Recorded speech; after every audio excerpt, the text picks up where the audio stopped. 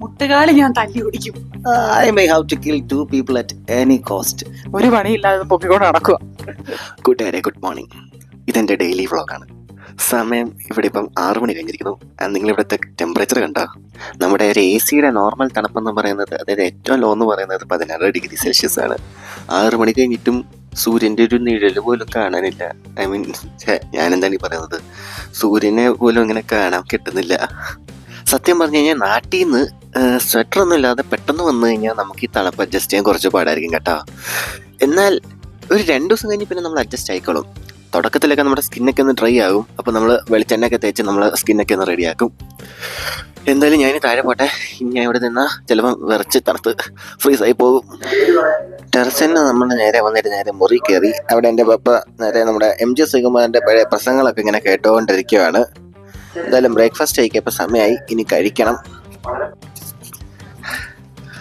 അങ്ങനെ നമ്മളിതാ കോളേജിൽ വന്നേക്കുന്നു. എൻ്റെ മമ്മിജി, എൻ്റെ അമ്മ.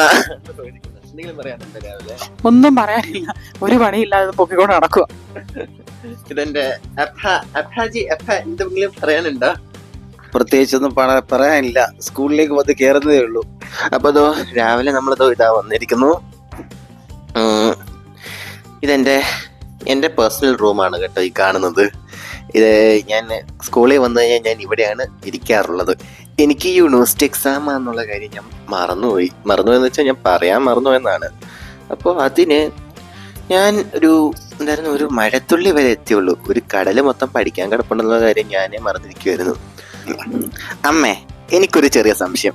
ഞാൻ ഒരു നല്ലൊരു സുന്ദരിയായ ഒരു പെൺകുട്ടീനെ പ്രേമിച്ച് കല്യാണം കഴിച്ച് വീട്ടിലേക്ക് കൊണ്ടുവന്നാൽ എന്തായിരിക്കും അമ്മയുടെ റിയാക്ഷൻ? നീയും എഴയും അവളും എഴയും, മുട്ടുകാല് ഞാൻ തല്ലി ഓടിക്കും.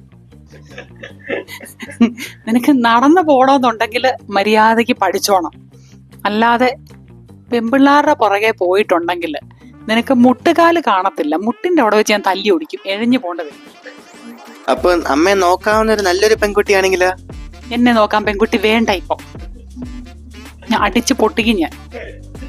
Okay, thank you for the time. അപ്പ ഒരു ചെറിയൊരു സംശയം. ഞാൻ ഒരു സുന്ദരിയായ ഒരു പെൺകുട്ടീനെ കോളേജിൽ നിന്ന് പ്രേമിച്ച് ഞാൻ എൻ്റെ വീട്ടിലേക്ക് കൊണ്ടുവന്നാൽ എന്തായിരിക്കും അപ്പയുടെ ഒരു ഓണസ്റ്റ് റിയാക്ഷൻ? മോനെ, നീ സിനിമ കണ്ടിട്ടുണ്ടോ? ഇല്ല, നീ കണ്ടു കാണത്തില്ല, എനിക്കറിയാം. അതിനകത്ത് അവസാനം ഒരു സീനുണ്ട്. മോഹൻലാൽ പറയുന്നുണ്ട്, ഞങ്ങളെ കൊല്ലാതിരിക്കാൻ പറ്റുമെന്ന്. ആ ചോദ്യം നിങ്ങൾക്ക് എന്നോട് ചോദിക്കേണ്ടി വരും. I may have to kill 2 people at any cost. അങ്ങനെ സ്കൂളെല്ലാം കഴിഞ്ഞ് ഞാൻ ഇത് തിരിച്ച് വീട്ടിൽ വന്നിരിക്കുന്നു. ആൻഡ് ഇതെന്റെ ഫസ്റ്റ് വ്ളോഗാണ്. എല്ലാവരും ഇതൊന്ന് ഷെയർ ചെയ്ത് മാക്സിമം സപ്പോർട്ട് ചെയ്യണം മക്കളെ. ആൻഡ് ഈ ചാനൽ ഒന്ന് സബ്സ്ക്രൈബ് ചെയ്തിട്ട് ആ ബെൽ ഐക്കൺ കൂടി അപ്പുറത്തന്നെ. Thank you.